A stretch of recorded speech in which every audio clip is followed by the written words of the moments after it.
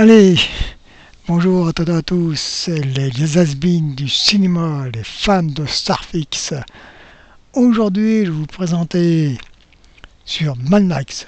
Là, vous voyez ma tronche et le chat qui surveille les DVD, c'est normal. Comme je dis tout de suite, Mad Max. Là, vous voyez la photo du pochette d'un disque sur de Mad Max, bien sûr. La musique est faite par Brian May. Et c'est bien sûr, faut bien reconnaître, ça choque quand même, la trilogie. La quadrilogie, maintenant, un quatrième, mais il est à part. Allez, j'ai agrandi un petit peu l'image. Voilà. Mad Max 2, surtout celui-là qui est plus connu, très réussi. Je vais expliquer les deux points de vue techniques et les points de vue cinéma, parce que j'ai été les voir les trois, à part le 4. Allons-y.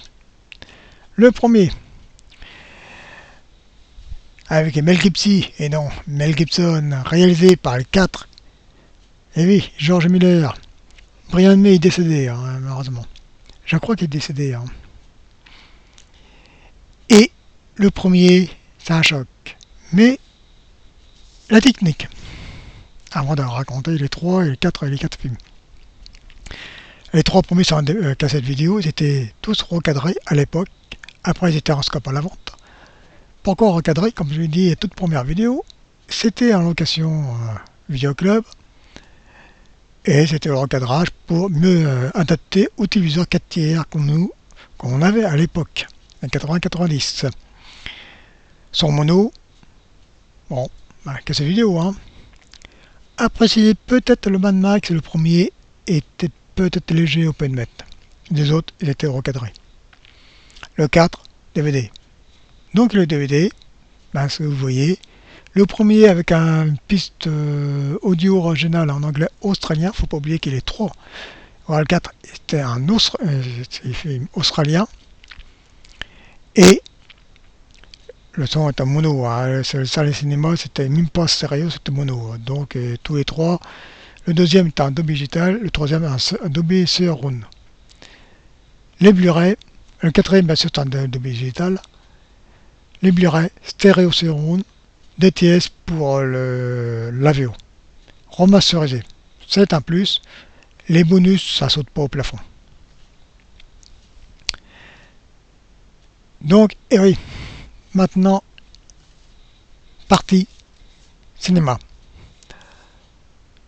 Comme j'ai dit, un choc. Et oui, un choc parce que quand j'étais voir au cinéma la première fois, c'était à l'époque giscardienne, c'était un format 85 qui était diffusé, qui était censuré, n'importe comment, à l'arrache, et on était un peu déçus du film. Bien, mais était un peu déçus. Et il y a eu, à l'époque mitterrandienne, une ressortie en 81, en format Panavision et Uncut, tout comme un DVD, un 4 vidéo après.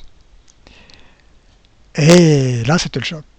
Et surtout les 15 premières minutes, course-poursuite et la fin, bien sûr. Et à préciser qu'à l'époque, George Miller a reconnu, il était trop ambitieux. Le norme sécuritaire pour le cascadeur n'existait pas. Pour ce film-là, il était à faible budget. Le 2, un peu plus, et le 3, bien sûr. Et regardez à la fin du film, comme Matt va percuter sur le pont un des motards, un des cascadeurs, c'est des cascadeurs, il va se prendre méchamment une moto derrière le dos. Alors regardez, franchement, là c'est sans phare, hein, il n'y a pas d'effet spécial numérique. Là, il va se prendre vraiment méchamment la moto derrière le dos. Hein. Donc, conclusion, film classique, même qu'il y ait une baisse de régime. Ceci étant, ça reste quand même un classique. Le DVD Zone 2 était en scope, le DVD Zone 1 était une version NGM, en VO sous-titré français, version recadrée, et scope bien sûr. Les 3 Mad Max étaient recadrés et version scope. Je les ai pris version recadrée parce que par nostalgie du recadrage, pas le recadrage, mais nostalgique pour me rappeler, à l'époque c'était le 4 tiers du fusil à 4 tirs, c'était... Ah ben oui, ben recadré. Hein. Mad Max 2. Ah là, gros choc. J'étais voir au cinéma avec mon père. Et bon, ben, faut bien se dire, 1, 2, on rêvassait, on rêvait dur hein, de conduire l'intercepteur de Mad Max. Et oui, on s'y voyait dedans, on lisait les magazines de Starfix, Mad Movies, l'écran fantastique. Et on se rêvait d'être Mad Max, sauf que bah, c'est une bande dessinée. Hein. Faut bien se dire qu'en réalité, bah, on rigolerait pas du tout. Hein. On mange je sais pas quoi, parce que les mecs ils sont bien portants. Les pétroles, je sais pas comment ils se démerdent pour avoir de l'essence. Peut-être sous terre, hein, qui sait. Hein. Bon, hein, faut arrêter. C'est une bande dessinée, faut pas prendre au premier degré. Très bon film, rien à redire. Mad Max 3, plus calme. Pourquoi? À mon avis, George Miller veut rendre le personnage un peu plus humain, plus serein. Il a tout à fait raison. Il y a une scène, scène d'auteur, quand on voit Max siffler dans un petit sifflet. Elle est belle comme scène. On voit les gamins, c'est un peu bon. Deux chanteurs, Tina Turner et l'autre chanteur d'un groupe. Il y a eu 2 reportages, je vous conseille de chercher dans YouTube, un reportage sur les cascades de Mad Max 2 et sur l'émission de Philippe Manœuvre et Lyonnais. Et c'est sur le reportage sur Mad Max 3. Bon, rien à redire, bien sûr un peu plus faible, mais comme j'ai dit, ça rend le personnage plus humaniste et plus serein. Ah, le 4e, avec Tom Hardy, Mad Max Fury Road, prononce mal l'anglais bien sûr. Très bon, bonne surprise, une grande majeure partie tournée en extérieur, l'autre partie à l'intérieur des véhicules, dans les studios avec des fonds verts. C'est un peu dommage, car c'est là la conclusion que je vais mettre sur la trilogie. Le 4 est à part. D'ailleurs, après une bande dessinée, hein, qui a très bien marché d'ailleurs. Et il y a une version en Blu-ray en noir et blanc. Je ne l'ai pas encore, mais je le prendrai plus tard. Qui sera en occasion. Et la conclusion pour moi, que c'est 3 Mad Max, le 4 est à part. Donc je reviens à ma conclusion, quand je dis le 4 est à part, il n'y a pas d'effets spéciaux numériques. Ils se démerdaient comme ils pouvaient. Les costumes, c'est de Norman Morisseau, ça tenait la route, ça n'a pas trop mal vieilli pour les 3 premiers épisodes. Le 4 il va peut-être vieillir d'une certaine façon, je ne sais pas, mais complètement déjanté. Hein. Mais pour l'époque, franchement, pour l'époque, ils se démerdaient, il n'y avait pas d'effets spéciaux numériques avec les fonds verts à la noix, là, tout pourri, que j'aime pas. On voit pas, mais s'emmerdant.